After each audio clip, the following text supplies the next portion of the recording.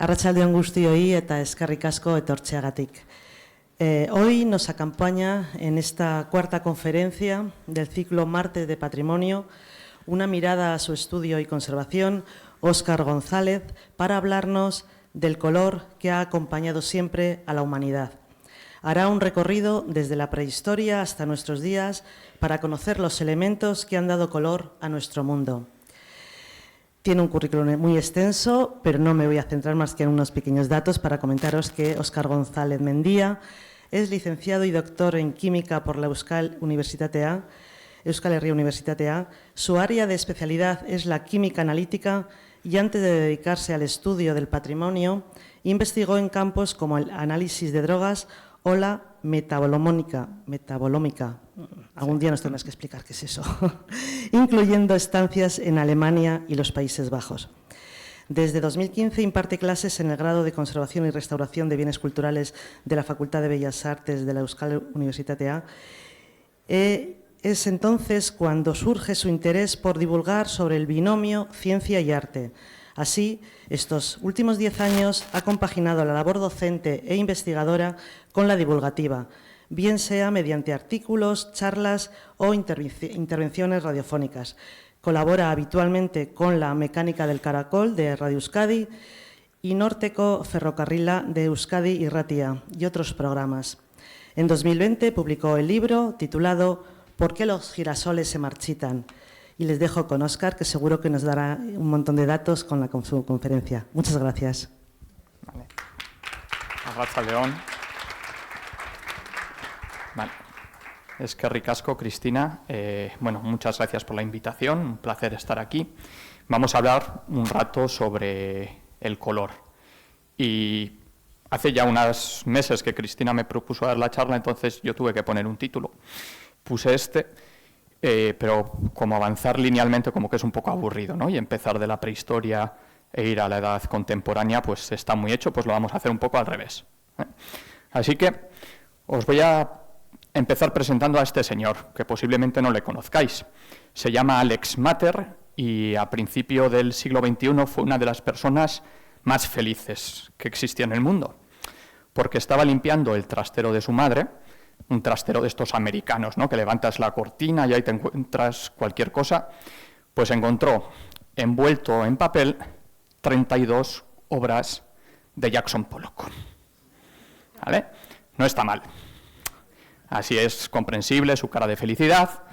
Tenéis que tener en cuenta que eran unas obras de Pollock que estaban fechadas la segunda parte de la década de 1950, y detrás de todo ello había una historia, no era una casualidad que estuviese ahí. Su madre era Mercedes Mater y su padre era Herbert Mater, que Mercedes era una artista abstracta de aquella época y que tenía amistad con Jackson Pollock y con su mujer. Claro, la cuestión es que esto es un poco sospechoso. Tenéis que tener en cuenta que las obras de Jackson Pollock, para quienes no conozcáis, es este señor de aquí que tenía una técnica para pintar un poco peculiar, se llama dripping, ¿no? Ponía los lienzos en el suelo y empezaba a pintar. Ha habido obras suyas que se han vendido por más de 100 millones de dólares. Así que tener 32 obras de este señor, pues era bastante dinero.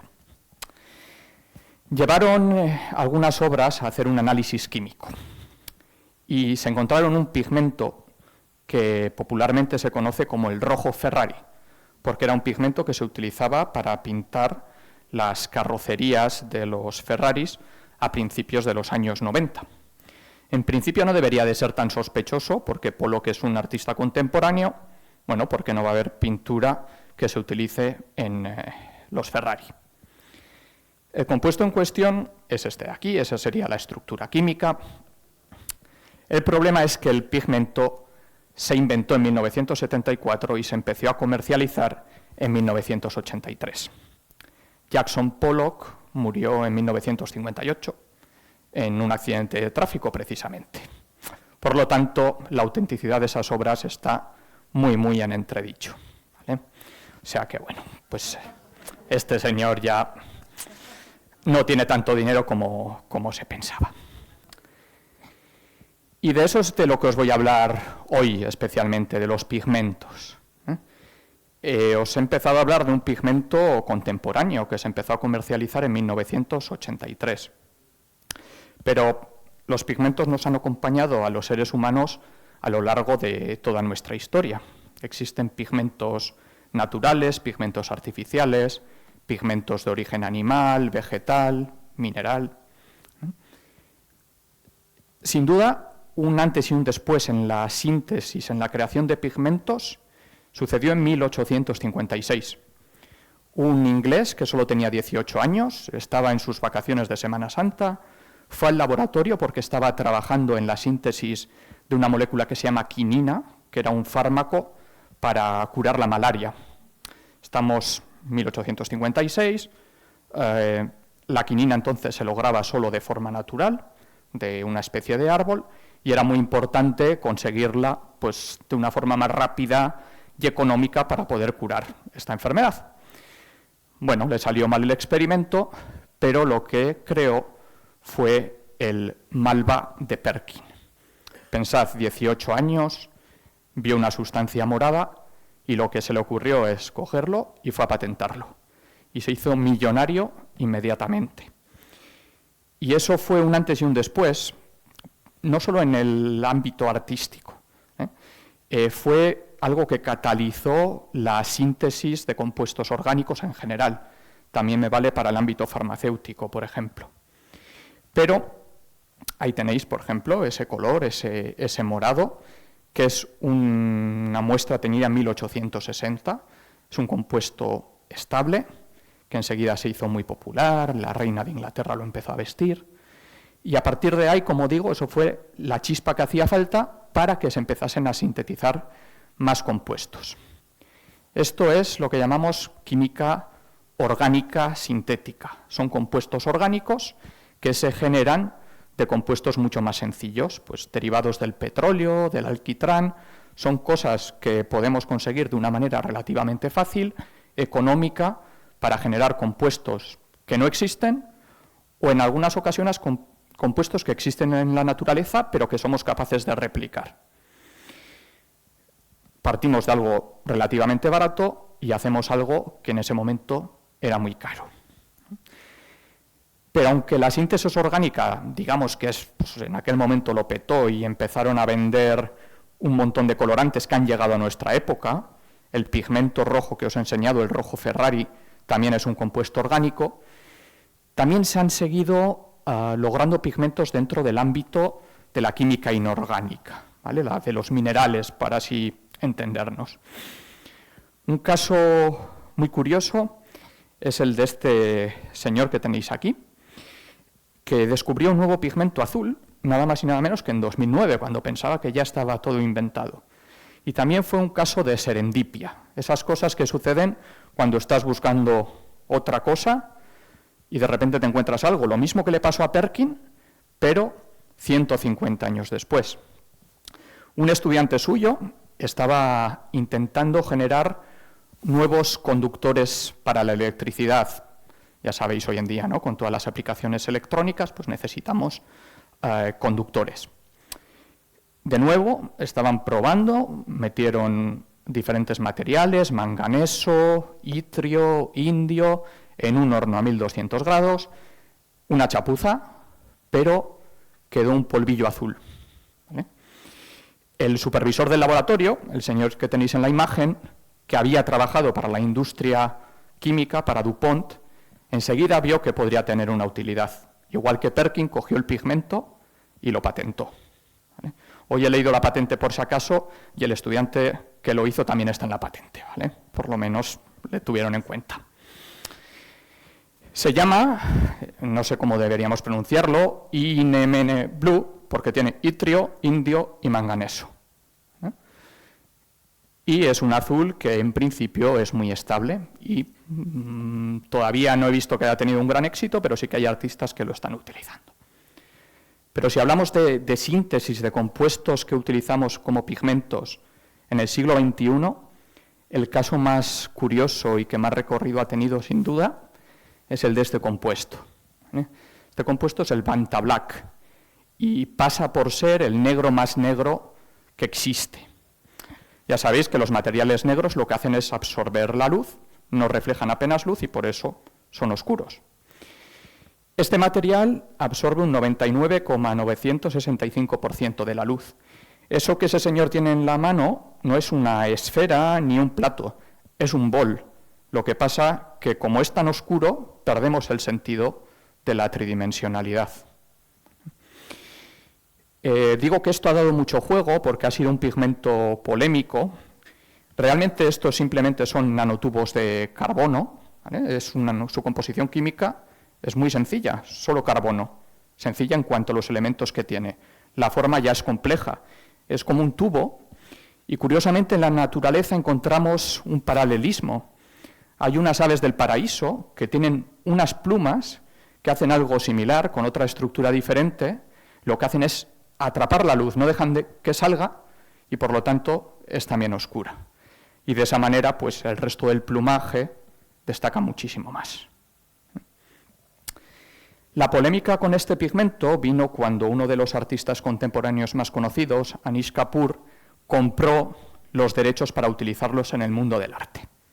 Entonces, en principio, solo él puede hacer obras de arte con este compuesto. Ya sabéis lo que tiene el karma, que hizo una obra de arte en Portugal, en un museo de Oporto, dibujó un agujero.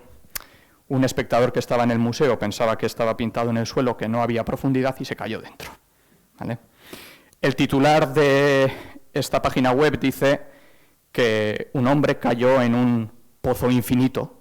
Luego lo subtitulan y dicen, no hombre, no era infinito, solo medía 8 pies, que son 2 metros, ¿vale? 2 metros y pico, no está mal la caída. Pero como veis, perdemos ese sentido de profundidad. Y esto desató una especie de guerra, porque patentar un pigmento como que es un poco feo, ¿no? Decir, solo lo voy a utilizar yo para hacer arte, cuando el arte debería ser algo libre y que ¿cómo vas a patentar un color? ¿Por qué tienes tu derecho a usar solo ese color? Bueno, pues otro artista, Stuart Sample, que tiene una especie de laboratorio en el que genera pigmentos, dijo, pues yo voy a patentar el rosa más rosa del mundo. ¿Vale? Y lo puso a la venta. Anish Kapoor cogió como un niño pequeño en su Instagram y dijo, pues esto es lo que hago yo con tu pigmento rosa. ¿Vale? Entonces tienen un pique bastante curioso y de hecho el contraataque de Sample fue poner su pigmento más negro todavía a la venta. Y lo que es divertido, supongo que aquí no está Anish Kapoor, entonces lo podemos enseñar, cuando vas a comprar el pigmento te dice, si compras esto estás declarando que no eres Anish Kapoor, que no trabajas para Anish Kapoor y que no le vas a hacer llegar esto a Anish Kapoor por ningún medio. ¿Vale? Es lo contrario que hizo él, es decir, lo puede utilizar todo el mundo menos Anish Kapoor. En cualquier caso, ese pigmento ya no es el que más absorbe del mundo. El MIT de Massachusetts hizo uno que absorbe ya el 99,995. Es eso que no veis ahí, porque intentar poner esto en un proyector pues no tiene mucho sentido, habría que verlo en directo, ¿vale? Porque es una pantalla y el concepto de absorber pues se pierde, ¿vale? No sabemos si Anish Kapoor estará detrás de los derechos de este pigmento o no, ¿vale? Esperemos que no. Bueno, entonces creo que ya ha quedado bastante claro que para esto de generar nuevos pigmentos que utilicemos en el arte, la química es muy importante. Y vamos a empezar a hacer nuestro viaje en el tiempo. Y vamos a ir hasta Berlín a principios del siglo XVIII, donde se descubrió uno de los pigmentos azules más importantes de la historia y que todavía está en uso, que es el azul de Prusia. Esto es una animación que hicieron en el máster de Ilustración Científica de la universidad. Habría que cambiar algunas cosas, ¿vale? En 1706 los químicos no iban con bata, estábamos en una época en la que hablaríamos más de alquimia todavía que de química, y Divash realmente era un vendedor de pigmentos. Ese señor estaba intentando hacer una laca roja, un pigmento que vendía y sacaba su dinero, pero algo salió mal en el experimento. Ya veis, ¿no?, las casualidades como siempre derivan, para quien esté atento y quiera darse cuenta, en cosas que podemos revertir a nuestro favor. Como digo, estaba intentando conseguir una laca roja de un insecto que es la cochinilla, y para eso necesitaba una sustancia alcalina, una potasa que llamamos, y se la había acabado. Él no tenía un laboratorio. En aquella época era bastante común alquilar laboratorios a gente que sí los tenía. Él trabajaba en el laboratorio de otro alquimista que se llama Dippel, se llamaba, y entonces vio un bote por ahí que ponía potasa, lo cogió y le salió el pigmento azul. Y dijo, uy, esto me lo quedo para mí, no se lo cuento a nadie, y empiezo a vender el pigmento azul, hasta que se le acabó el bote de potasa. Entonces dijo, bueno, pues voy a comprar potasa y lo hago, pero no le salía bien. Entonces tuvo que ir donde el jefe del laboratorio y decirle, oye, mira, es que tengo este pigmento azul, pero ya no lo sé hacer. Algo ha pasado. Llegaron a la conclusión de que el ayudante de Dippel había llamado potasa algo que no solo era potasa. Era un fruto de la extracción de un aceite que Dippel comercializaba con mucho éxito. Juntaba huesos, sangre de buey, sangre de vaca, bueno, una cosa bastante guarra y que debía oler muy mal, pero ese residuo había quedado en la potasa y era lo que había generado el pigmento azul. ¿Por qué? Porque tenía restos de carbono y de nitrógeno, de algo que os sonará de cianuro, ¿vale?, algo parecido al cianuro.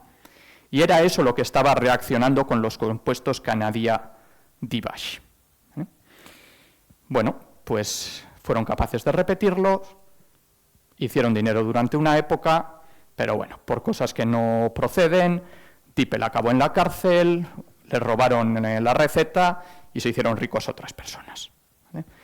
Pero el azul de Prusia siguió su camino y llegó a todas partes del mundo. Hoy en día, si vais a una tienda de pintura, vais a encontrar azul de Prusia. Pronto se abrió camino, por ejemplo, hasta Japón. En esa estampa de Hokusai, el azul es azul de Prusia. Y tuvo ese éxito enorme, porque pensad que estamos en el siglo XVIII, y la oferta de pigmentos azules no era muy abundante. Existían varios pigmentos azules, sí. Quizá el más codiciado, el que más estima se tenía, era el que hoy en día conocemos como azul ultramar. El azul ultramar se obtiene de una piedra semipreciosa, que es el lapislázuli, que sería eso que tenéis ahí. Los egipcios lo utilizaban, no como pigmento, sino como un material que tenía su valor simbólico junto al oro y la plata. Pero en Europa, a partir de la Edad Media, sí que se utilizó mucho como pigmento. Por ejemplo, la joven de la Perla tiene un turbante de azul ultramar. Y ese pigmento, como digo, se extrae de aquí. Esto es el lapislázuli. El lapislázuli tiene 3 compuestos. Tiene eso dorado que veis por ahí, que no es oro, es pirita. Tiene una sustancia blanquecina, que es calcita. Y luego tenemos lo que se conoce como lazurita, que no es lo mismo que azurita, que es otro pigmento diferente. Y hay que hacer un tratamiento, extraer de ahí solo la parte azul y luego pues vender el pigmento. En aquella época solo se conocían yacimientos de lapislázuli en la actual Afganistán, y eso llegaba a través de Asia al Mediterráneo, del Mediterráneo a Venecia, que era dueña y señora del mar, y por eso se llamaba azul ultramar, porque venía de más allá del mar. Esto era carísimo. Cuando salió el azul de Prusia a la venta, era como 20 veces más barato que esto. Entonces, pues enseguida tuvo mucho éxito. De todas maneras, le seguía interesando tener este pigmento a su disposición, y el gobierno francés dijo, bueno, ¿por qué no hacéis esto también en un laboratorio? ¿No? Es como un desafío a los químicos. Si tan listos sois, ¿por qué no lo hacemos de una manera más sencilla? Bueno, pues en Francia lanzaron ese desafío y ofrecieron 6.000 francos de recompensa a quien consiguiese hacer el azul ultramar en el laboratorio en vez de tener que ir a Afganistán a cogerlo. 2 personas fueron capaces de hacerlo.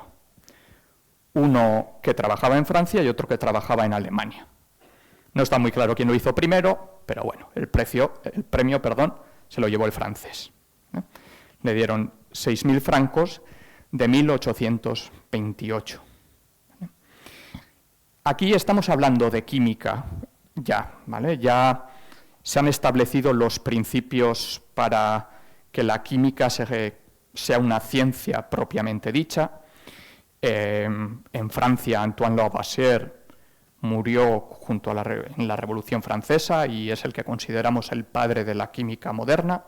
Entonces esto ya es una química empírica que sigue un método científico y, bueno, todo queda muy bien reflejado y muy bien apuntado. Lo de Dibach, el azul de Prusia, está en la alquimia, que tampoco tenemos que desprestigiarla, ¿vale? No es que fuese una pseudociencia o algo así, ¿vale? Era simplemente la química de aquella época. Y vamos a ver que los pigmentos sintéticos no solo se han generado a lo largo del siglo XX, XIX o XVIII. Esto que tenéis ahí es el azul de Klein, que no es otra cosa que azul ultramar. Es el azul ultramar sintético. Lo único que hizo Klein, que no es poco, es jugar con el aglutinante, hacer que tuviese un aspecto de terciopelo. Si habéis visto alguna escultura con azul de Klein, tiene ese aspecto como mate propio del terciopelo, pero no deja de ser azul ultramar.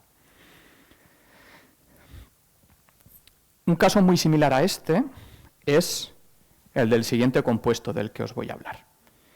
Lo que consiguieron Guimet y Gimblin fue reproducir algo que existía en la naturaleza en un laboratorio. Este compuesto, este mineral, lo encontraron hacia 1750 cerca de Ekaterimburgo. Es un pueblo en Rusia que sería la entrada a Siberia. Encontraron ese mineral y el científico que lo encontró le pareció súper interesante. Vio que tenía plomo, pero había algo que no conocía. Empezó a jugar con el mineral. En aquella época no había instrumentos que nos dijesen qué elementos químicos tenía, y había que hacer pruebas. Pues lo disuelvo en un ácido, en una sustancia alcalina, le echo ácido, a ver qué pasa. Y vio que cambiaba de color, que había muchos colores diferentes. Desafortunadamente, este señor estaba haciendo otro experimento, le explotó y se murió en el laboratorio, ¿vale? Así que se quedó sin conocer la respuesta a qué es lo que tenía entre manos. Ya a finales del siglo XVIII llegó otro francés, Vauquelin, y retomó esos experimentos y llegó a la conclusión de que ahí había un elemento químico nuevo.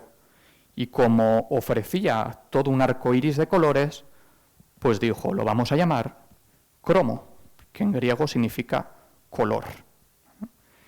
Y entonces ya conocemos la fórmula química de ese mineral, que era un cromato de plomo. Esa fórmula química que tenéis ahí. Ese mineral no es muy abundante, entonces para utilizar ese compuesto como pigmento, lo que se hace es una síntesis química, se hace en el laboratorio. Se empezó a sintetizar 1809, 1818, ya sabemos que se comercializaba. No os voy a aburrir con una reacción química, esto es lo que da el color, eso es lo que nos interesa y eso sería el producto que se genera. Sí que os voy a poner un pequeño vídeo para que veáis cómo se forma. Esto que tenemos aquí es un tubo de ensayo que tiene una disolución con iones de plomo, es nitrato de plomo que es soluble, por eso aquí no veis ningún sólido. Estas gotitas de aquí son cromato de potasio en disolución, que también es un líquido, y en el momento en el que lo juntas se genera lo que llamamos un precipitado. Eso es el cromato de plomo, que sería esto. Filtramos, nos quedamos con el sólido y eso es lo que se comercializa.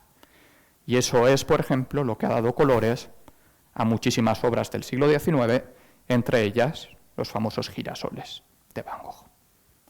Aquí tenemos plomo y cromo. No es la pintura más segura del mundo, que digamos. Y hablando de poca seguridad, y para ver un poco, a ver si conectáis esto con algún elemento químico, la película, ¿la tenemos clara? ¿Y con qué elemento químico lo podemos relacionar? ¿Os acordáis del argumento de esta película? Que había monjes que de repente se morían, ¿no?, en nombre de la rosa. Bueno, Sean Connery es una película inspirada en un libro de Umberto Eco que tiene un paralelismo con la realidad, porque los monjes se envenenaban, lo siento que no lo haya visto, por culpa del arsénico, ¿vale? Y eso ha pasado realmente. Por ejemplo, la Biblioteca de Francia retiró ejemplares de libros que habían sido pintados con un pigmento verde que contiene arsénico, ¿vale? Porque el arsénico, como ya sabemos, o si no leemos cualquier novela de Agatha Christie, es muy tóxico, ¿vale? Mirad, ya seguimos retrocediendo en el tiempo, aunque seguimos en ese impasse entre el siglo XVIII y principios del XIX, donde la química se empieza a desarrollar, y uno de los más grandes químicos de toda la historia, un sueco, Schiele, inventó un pigmento verde que tenía arsénico. Un poco después lo popularizaron y lo modernizaron. Hicieron un pigmento más estable que se conoce como verde esmeralda, que también tiene arsénico por aquí. ¿Vale? Ese pigmento tuvo muchísimo éxito, de nuevo. Igual que había pasado con el azul de Prusia, en este caso con el verde, había todavía menos pigmentos estables y económicos. Entonces, se empezó a usar ampliamente. Muchas veces para hacer el verde cogían azul y amarillo. Imaginaros qué mal andaban de pigmentos verdes que tenían que recurrir a mezclas. Y tuvo un éxito espectacular, por ejemplo, en la Inglaterra victoriana. O sea, se vinieron muy arriba, empezaron a pintar la ropa de verde, las paredes de verde, y resulta que los papeles pintados de verde eran un buen caldo de cultivo para que creciesen hongos. Los hongos metabolizaban ese arsénico, lo convertían en una sustancia volátil, la gente lo respiraba y enfermaba. ¿Vale? Llegaron a morir algunos niños, hicieron una investigación y al final lo retiraron del mercado.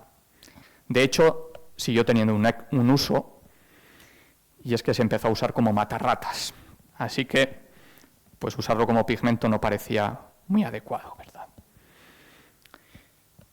Seguimos, siglo XIX, siglo XVIII, pero ya había pigmentos con arsénico mucho antes.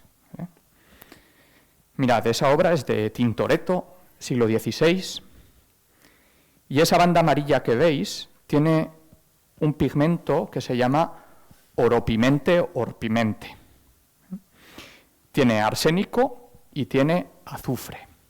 Y existe un mineral que tiene ese aspecto dorado del que se puede extraer el pigmento. Si os fijáis, también tiene unos tonos rojizos o anaranjados. De hecho, es como una pareja de pigmentos que va de la mano. Es el orpimente y el realgar. Uno es naranja y otro es amarillo. Su fórmula química es muy parecida. Los dos tienen arsénico y azufre. Existe un mineral con esos compuestos. Pero si recurrimos a una de las fuentes más importantes a nivel histórico sobre la obtención de pigmentos, que es el Libro del Arte o Tratado de la Pintura de Cenino Cenini, leemos lo siguiente. Amarillo es un color que se denomina oropimente. Dicho color es artificial y hecho de alquimia. Es realmente venenoso y de una bella tonalidad amarilla que recuerda al oro. Esto es en el siglo XV y nos está hablando de alquimia y de que es sintético. Existe un mineral que lo tiene, pero no lo conseguían del mineral. ¿Cómo lo conseguían? Cogían arsénico, cogían azufre, en proporción 20:1, nos cuenta Cenini, se mezclaba todo y se calentaba a una temperatura muy elevada. Y ahí se pasaba a fase gaseosa. Y luego hacían un proceso que es sublimación, es cuando pasa de sólido a gas directamente. No he encontrado ninguna imagen de gente haciendo en el siglo XXI esto, como es lógico, así que os he traído la sublimación de otro elemento, que es el yodo, ¿vale? Sería algo parecido a esto. Ponemos una mezcla de sólidos, pasan a fase gaseosa y cuando se enfrían se convierten en sólido directamente. Esto, imaginaros que es amarillo, pues sería el oro pimente. Por lo tanto, se lograba de forma sintética, en el siglo XV. ¿Vale? Y Cenini nos advierte de su toxicidad. Seguimos con compuestos tóxicos. Para que no os durmáis, yo sigo poniendo pruebas. El nombre de la rosa, arsénico. Alicia en el País de las Maravillas, conocéis al sombrerero, ¿no? El sombrerero loco. ¿Por qué estaba loco el sombrerero y no el conejo u otro? Veréis, los sombrereros trabajaban con fieltro y para tratar el fieltro de los sombreros utilizaban una sustancia muy particular, que era el mercurio. Igual que los doradores también trabajaban mucho con mercurio, porque el mercurio es capaz de disolver el oro, luego se puede poner sobre una superficie, evaporar el mercurio y queda el oro, pero el mercurio a algún lado va, entre otras cosas a los pulmones y al sistema de quien lo respire. Todas estas profesiones que trabajaban con el mercurio sufrían de enfermedades y algunas acababan en enfermedades mentales, y de ahí que el sombrerero de Alicia estuviese loco. No es una casualidad, porque, como sabemos, el mercurio es muy tóxico. Desde el punto de vista de los pigmentos, el mercurio nos interesa por un pigmento rojo que históricamente ha tenido muchísimo recorrido. Es el cinabrio o bermellón. Cinabrio es el mineral y bermellón sería el pigmento cuando lo hacemos sintéticamente. Se suele hacer esa distinción. ¿Dónde lo encontramos? Pues de nuevo en la joven de la perla, por ejemplo, los labios tienen bermellón y una laca roja, carmín también. En la tumba de la reina roja de Palenque, en México, se encontró el cuerpo cubierto con este pigmento. O si nos vamos a Pompeya, como pigmento en las pinturas murales también se utilizaba bermellón. Recordad, bermellón, cinabrio. Eso sería el cinabrio, que es mercurio con azufre. Las minas más importantes que existen en el mundo están en Castilla-La Mancha, en Almadén, y se estima, no sé cómo se calcula eso, pero hay una estimación de que 1/3 de todo el mercurio que hay en el mundo vienen de esas minas. Son unas minas que ya estaban en explotación en época romana, luego los árabes siguieron empleándolas y hoy en día ya no están en uso, pero son patrimonio de la UNESCO y están protegidas. De ese mineral se lograba el mercurio. Mercurio, material que ya conoceréis. Si habéis visto esto en termómetros, pues ya tenéis una edad, ¿vale? La gente más joven igual no lo ha visto, pero antiguamente se utilizaba en los termómetros. Hoy en día está prohibido porque es tóxico. Y es curioso, porque existiendo un mineral, ¿por qué no vamos al Almadén o cogemos el cinabrio y lo utilizamos como pigmento? Así lo hacían los romanos. El pigmento que hay en Pompeya se cree que es cinabrio molido. Pero a partir del siglo VIII ya se empezó a hacer de forma sintética. Hoy en día sabemos que existen dos maneras. Una sería el método seco, que no emplea ninguna disolución, y luego más adelante, en el siglo XVII, ya lo empezaron a hacer mediante disoluciones, como os he puesto antes, por ejemplo, con el cromato de plomo, ¿no? Que mezclamos dos líquidos y conseguimos el sólido. ¿Por qué hacer esto? Pues aunque habitualmente siempre pensamos que lo natural es mejor que lo sintético, en el mundo de los pigmentos tenéis que pensar que así logras un pigmento mucho más puro. Si tú has logrado mercurio purificado y azufre y lo juntas, lo que se genera es mercurio con azufre. En cambio, en un mineral pues puede haber muchas otras cosas. Incluso hay como algún indicio de que en China ya eran capaces de lograr el cinabrio sintético o bermellón en el siglo IV antes de nuestra época. No es química, pero eran capaces de hacer procesos químicos en el que generaban pigmentos. Por eso os digo que parece que en el siglo XIX llegó Perkin e inventó la pólvora. Bueno, en cierto sentido sí que cambió la historia, pero ya éramos capaces de generar pigmentos muchísimos siglos antes que se generase esta química orgánica sintética. Y vamos a seguir ese viaje. Estamos en el siglo VIII. Esto que tenéis aquí es una reacción que creo que todos y todas conocéis. Es una placa de cobre que se ha puesto en contacto con vinagre y se ha generado un compuesto verdiazulado por aquí, que es un acetato de cobre, porque el vinagre tiene ácido acético, reacciona con el cobre y genera esa sustancia que se ha utilizado como pigmento verde. Se llama verdigris. Y los romanos, Plinio ya cuenta en el siglo I cómo se hacía. Así que es lógico pensar que incluso se utilizaba anteriormente.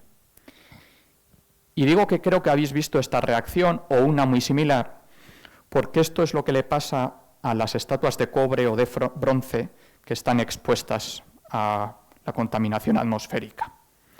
No exactamente con el vinagre, ¿vale? No es que haya vinagre en el aire que respiramos, pero depende de dónde esté. Por ejemplo, si está cerca de un ambiente marino va a haber cloruros, en un ambiente industrial o urbano va a haber azufre.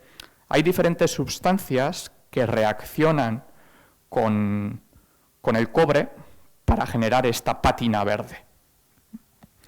Y es algo que tenemos bastante interiorizado, porque si yo os pregunto de qué color es el cobre, por ejemplo está en el bronce, ¿no? Las medallas de bronce, ¿de qué color son? Las tenéis en mente más o menos. Nadie dirá que son verdes, ¿no? En cambio, si os pregunto de qué color es la Estatua de la Libertad, pues es verde, y la Estatua de la Libertad está hecha de cobre. Entonces hay algo ahí que no encaja. La Estatua de la Libertad al principio no era verde. La Estatua de la Libertad estaba hecha en cobre y tenía un color rojizo. Pero está en un ambiente marino, ha estado expuesta durante muchos años a ese salitre, a la contaminación que puede haber a su alrededor, y ha generado una pátina de color verde. Si pensáis en cualquier estatua de cobre o de bronce, lo más habitual es que sean de bronce, casi todas tienen esa pátina verde que llamamos cardenillo. Si rascamos ese verde, se puede utilizar como pigmento, y eso se ha utilizado históricamente. En la Edad Media hay muchísimas pinturas que tienen verde y gris. Recordad lo que os he dicho del verde, que no había muchas opciones. Antes de que apareciese el verde esmeralda o el verde de Chile, estaba la malaquita, que era un compuesto mineral natural, pero no había un abanico de posibilidades.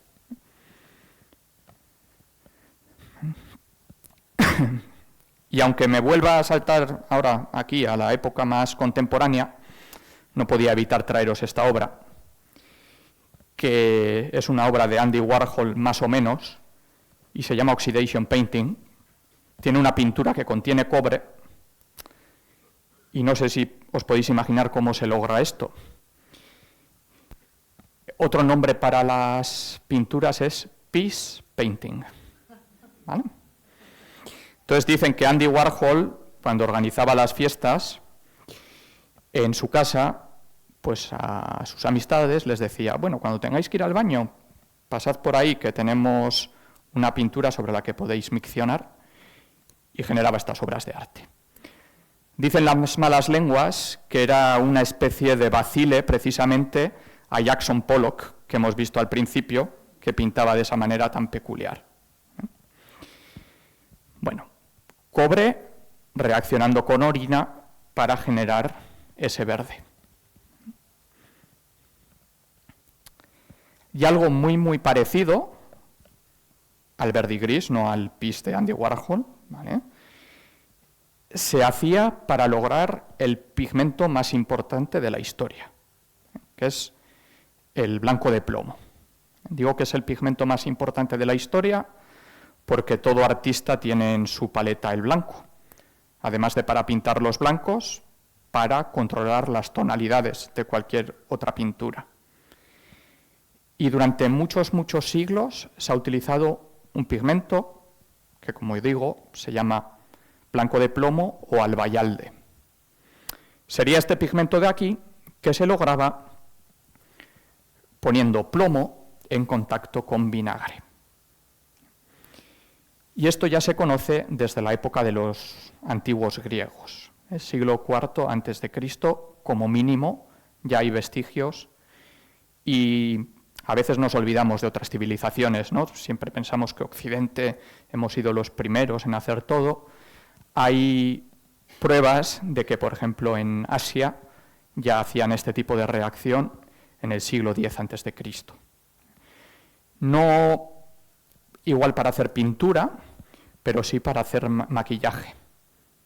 Estos blancos se untaban en la cara, tienen plomo, ¿vale? Tampoco era muy buena idea. Entonces, era un compuesto que se utilizaba para pintar, pero también se podía utilizar con otros fines. Y nos ha acompañado a lo largo de casi toda nuestra historia.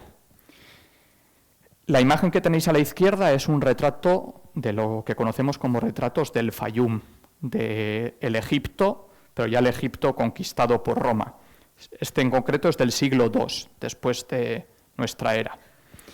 Y eso que tenéis a la derecha es una obra de Picasso, así que nos lleva al siglo XX. El blanco de plomo no tuvo competencia hasta que en el siglo XIX se inventa el blanco de zinc y en el siglo XX el blanco de titanio. Hoy en día el blanco que más se utiliza es el blanco de titanio, porque el blanco de plomo pues está prohibido, tiene plomo. Muchos de estos pigmentos ya no los podemos conseguir. Os he dicho que los romanos lo conseguían juntando vinagre y plomo, pero el método más conocido es el que se llama método holandés, porque hay como que purificaron todo esto en el siglo XVII, hacían un blanco de plomo maravilloso. Y lo hacían de la siguiente manera. Esta es una reconstrucción histórica en la que utilizaban vasijas de cerámica de doble fondo. Aquí ponían la lámina de plomo y aquí ponían el vinagre. Esa fórmula que tenéis ahí es la del ácido acético. Los vapores del vinagre llegaban a este receptáculo porque había agujeritos y reaccionaban con el plomo. Al reaccionar con el plomo, formaban una costra blanca, que es el blanco de plomo. Eso se rascaba, se quedaba otra vez el plomo a relucir y volvía a reaccionar. Y así una y otra vez hasta que el plomo desapareciese. Eso se comercializaba. Había otro pequeño problema, además del plomo y del olor a vinagre. Esto marrón que veis por aquí es una fuente de calor muy fácil de conseguir. Eso es estiércol de animales. Imaginaros el trabajo. Que tu trabajo sea recolectar ese blanco de plomo. Olía a mierda, olía a vinagre, y ahí para más INRI tienes plomo, que es tóxico, ¿vale? El trabajo soñado. Así que el contacto con ese pigmento podía ser peligroso. Es cierto que a veces se exagera, dice, todos los pintores se ponían enfermos porque trabajaban con blanco de plomo. Había trabajos peores, ¿no? Por ejemplo, el de dorador, porque el pintor en principio, mientras no chupases el pincel con los pigmentos, pues no tenías por qué tener un contacto tan directo. Aún así era peligroso y muchos pintores se cree que desarrollaron una enfermedad que conocemos como saturnismo. Tiene muchísimos síntomas, desde enfermedades mentales, como hemos visto antes con el mercurio, problemas en los huesos, problemas de salud en general. Se llama saturnismo porque los alquimistas relacionaban el plomo, que era el metal pesado por excelencia, con Saturno, que era el planeta que tenía una órbita más lenta. Los alquimistas hacían siempre estas asociaciones. El mercurio, como es líquido, es el planeta más rápido. Saturno, saturnismo. Y no deja de ser curioso que el señor que pintó esta obra, Saturno devorando a sus hijos, Goya, es una de estas figuras que se cree que sufrió intoxicación por plomo. Y en esta pintura, por supuesto, hay blanco de plomo. También es cierto que es súper complicado hacer un diagnóstico de una enfermedad 200 años después. También se cree que Goya sufrió sífilis, por ejemplo, entonces igual los problemas le venían de ahí y no del blanco de plomo. Y vamos a ir acabando nuestro viaje en los pigmentos sintéticos. Ya veis que en la época romana eran capaces de generar verdes, de generar blancos, y también eran capaces de generar rojos. De nuevo, un mineral, un compuesto que la naturaleza nos regala y que seguramente conozcáis. Ese óxido de plomo se conoce más como minio. El minio es un antioxidante que durante muchos años se ha utilizado. Yo recuerdo, por ejemplo, a mi padre pintar las barandillas del balcón con esto antes de darle la última capa de pintura, para evitar que el hierro se oxidase. Hoy en día no podemos encontrar minio con plomo. Posiblemente si buscáis en alguna tienda de ferretería habrá algo que se llame minio, pero tendrá otra cosa. Hay veces que mantenemos los nombres, aunque cambie la composición química. Y el minio tiene una bonita historia, porque si buscáis en el diccionario lo que significa miniar o lo que significa miniatura, la primera definición de miniatura está relacionada con una pintura, no con algo pequeño. Y es que la etimología de la palabra miniatura viene precisamente de minio. Los escribas que trabajaban en esos libros haciendo filigranas, lo que hacían eran miniaturas, y lo hacían utilizando minio, y de ahí ha quedado en nuestro léxico. Hoy en día, con una connotación muy diferente, pero su origen está en la pintura. ¿Cómo conseguían este compuesto? Existía en la naturaleza, perdón, pero generalmente lo hacían de forma sintética. Y cogían plomo o blanco de plomo, da igual la fuente, lo único que necesitamos es oxidar eso. Es plomo con oxígeno. Lo ponían en un horno y lo calentaban a unos 450 grados. El fruto de esa reacción era óxido de plomo. No necesitamos andar buscando minerales por el monte. Si tenemos plomo, lo podemos lograr. De hecho, se hacía en el siglo II antes de nuestra era, y un romano, cuyo nombre os sonará mucho, como era Vitruvio, que se hizo famoso, esto no es de Vitruvio, esto es de Leonardo, pero el hombre de Vitruvio hace una referencia a este arquitecto romano, que decía, así se obtiene un resultado mucho mejor que de la sustancia natural que se produce en las minas. Ahí otra vez lo sintético por encima de lo natural, pues porque lo sintético al fin y al cabo era más puro. Y vamos ya a lo que mucha gente considera el pigmento o el primer pigmento artificial de la historia, que es el azul egipcio. Es ese azul que tenéis en la pantalla. Esa obra en concreto está fechada en el 1350 antes de nuestra era. Y su composición química, si analizásemos estos azules, tiene calcio, cobre... Uy, nos están echando... Bueno, aprovecho para ver.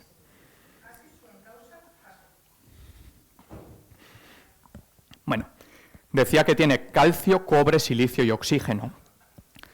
Eso no existe en la naturaleza en este caso. Bueno, hay algún mineral igual que lo tiene, pero no es abundante. Los egipcios no lo conseguían en ningún caso de la naturaleza. Lo inventaron o patentaron ellos, si en aquella época hubiese patentes. Y lo hacían de la siguiente manera. Necesitaban algo que tuviese cobre. Podía ser el cobre metálico o algún mineral como la malaquita o la azurita que tuviese cobre. Eso era importante. Luego necesitaban una fuente de calcio. Por ejemplo, la calcita. La roca caliza que tenemos en nuestros montes es carbonato de calcio. Es una fuente de calcio. Y luego necesitaban arena, que como os imagináis en Egipto tenían de sobra. Entonces, con esas tres cosas... No sé qué ha pasado. Uy, ha salido aquí algo de software. Vale. Lo calentaban a 850 grados y lograban el azul egipcio. El ejemplo que os he puesto era de 1350 antes de nuestra era. Hay indicios de que esto se hacía, ya hay muchos números romanos ahí, en el 3350, 3100 antes de nuestra era. Es decir, existían pigmentos sintéticos que no existían en la naturaleza hace más de 5000 años. Y con una tecnología que no era de andar por casa precisamente. Tenías que tener una tecnología con un horno de 850 grados. Esto en casa no lo podéis hacer, ¿vale? Necesitamos un horno que caliente bien. Por eso, como digo, esto es lo que mayormente se considera el primer pigmento sintético de la historia. Otro pigmento azul, ya veis la importancia del azul. En Europa esto ni lo olimos, ¿vale? Hasta el azul de Prusia. Pero podemos entrar en el debate y quizá podamos establecer otro pigmento sintético anterior incluso a esto. Y esto lo dejo un poco abierto, yo no tengo clara mi respuesta. O bueno, no os quiero condicionar por lo menos. En las pinturas rupestres hay dos colores que predominan por encima de todos, que son el negro y el rojo. El negro se lograba calcinando maderas, sustancias orgánicas. Podríamos pensar si eso es síntesis o no, ¿no? Pero lo que os quiero hablar es del rojo. Hay unas cuevas en el actual Israel, las cuevas de Café, como se tenga que pronunciar eso, en las que han encontrado pinturas rojas, sin que cerca o inmediatamente cerca haya ningún mineral rojo. En cambio sí que hay minerales amarillos.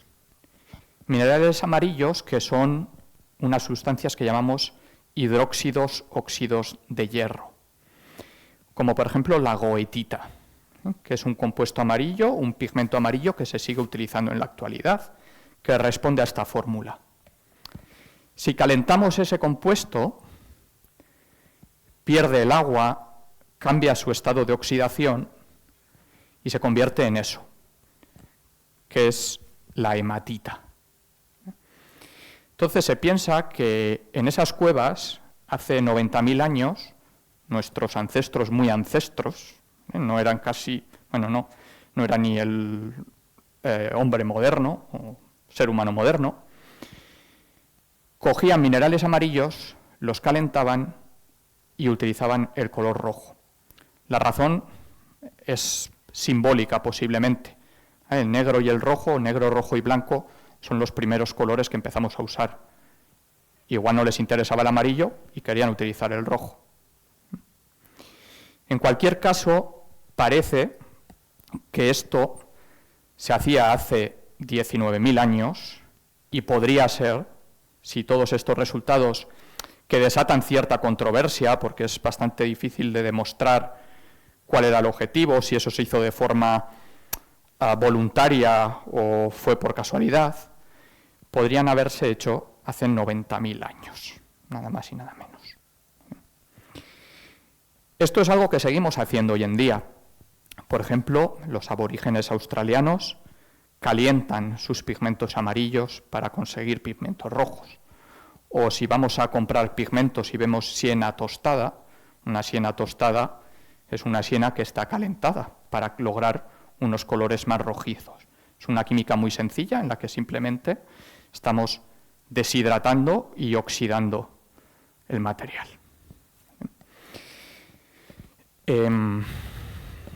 Voy a ir acabando, me voy a saltar esto y voy a aprovechar, muy interesante, la química de las vasijas griegas, eso lo podéis mirar en internet. Cuando iba a dar esta charla le comenté a Cristina 2 temas posibles y uno de ellos era una investigación que hemos hecho en una obra de Santos Iñurrieta. Decidimos decantarnos por lo otro, pero me parecía feo venir a Gasteiz y no contaros que hemos estudiado una obra de un artista local. ¿Vale? Es un proyecto en el que llevamos casi 4 años, ya hemos publicado los resultados, el correo también, bueno, igual ha exagerado un poco, ¿no? Estrategia para frenar el deterioro de la pintura al óleo contemporánea. Si hiciésemos eso, pues, bueno, también lo tendríamos que patentar. Pero sí que hemos desarrollado una manera para entender mejor lo que le pasa a ciertas pinturas contemporáneas. Hemos estudiado esta obra de Santos Iñurrieta, como os decía. No sé si se podrá apreciar bien desde donde estáis. Igual en el rojo veis que hay como una especie de veladura blanquecina. Esa veladura blanquecina no es algo que el artista hizo voluntariamente. Es un velo blanco que ha ido saliendo con el paso del tiempo y ha hecho que la estética de la obra pues, se vea afectada. Para saber qué es esto, nos ha llevado años, como digo, bueno, porque tenemos que hacer otras cosas también, si no igual lo hubiésemos hecho en menos tiempo. Esta era nuestra pregunta, hemos barajado si eran microorganismos, sales, ceras, aceites, hasta que al final hemos llegado a la conclusión de que es un producto de degradación de la pintura al óleo. La pintura al óleo, al final, no dejan de ser aceites. Si alguien ha hecho alguna vez un jabón de forma natural, sabrá que se hace cogiendo aceite o grasa animal y añadiéndole sosa cáustica o potasa. De manera que lo que hacemos es romper los triglicéridos que tiene el aceite y generar otro tipo de sustancia, que es lo que llamamos jabones. Hemos observado que en los óleos de esta pintura, como en muchas otras, eso no somos los primeros en verlo, se han generado lo que conocemos como jabones de plomo. Ahí está el plomo, porque cuando pintaba Santos Iñurrieta todavía se utilizaba pigmentos de plomo. Esta obra es de 1971. Entonces,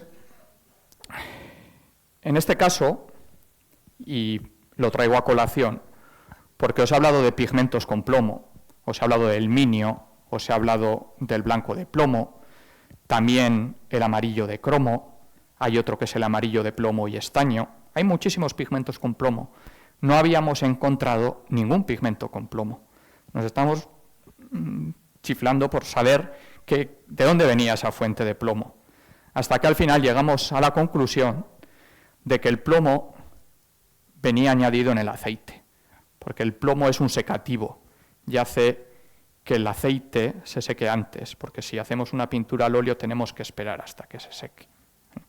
Entonces, a veces los problemas no vienen solo de los pigmentos, sino que pueden venir de los aditivos que se le añaden y de los aglutinantes, en este caso la pintura al óleo. Y con esto, ahora sí que sí, esto lo podemos contar en más detalle en otra ocasión, ¿vale? Ya acabamos. Eskerrik asko.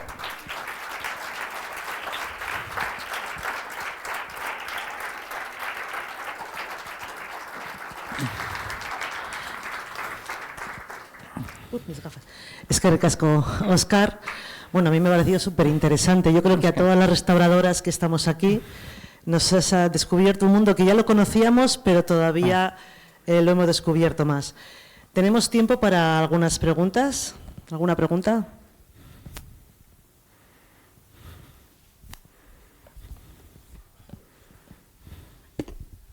Hola, sí, yo me he quedado con la curiosidad de cuáles eran los minerales, que no has dicho dos de ellos. ¿En dónde? ¿En qué momento? El del cromato, el del cromo... El amarillo de cromo es una mineral que ahora se llama crocoíta. Crocoíta. Sí, Vale. crocoíta es, crocos es azafrán en griego, entonces pues como era así anaranjado, pues Vale. lo llamaron así. Y el otro, el que tenía, el con el que se podía hacer el oro pimente, pero... Ese se llama, le llaman orpimente. Oro También, pimente. sí. Vale, vale, Sí. gracias. El blanco de plomo, por ejemplo, existe también, no lo he dicho, se llama cerusita. Existe también.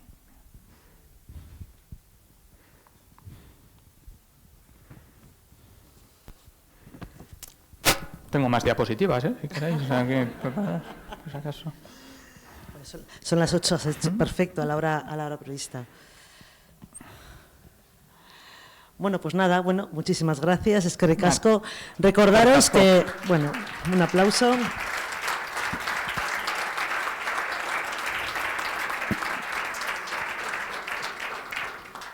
Bueno, os recordamos que el próximo martes será la 5ª conferencia de este ciclo y entonces, pues creo que también será un tema muy interesante porque está aquí además con nosotros Jesús Alonso, nos hablará también sobre la restauración de metales y los problemas que tienen los metales.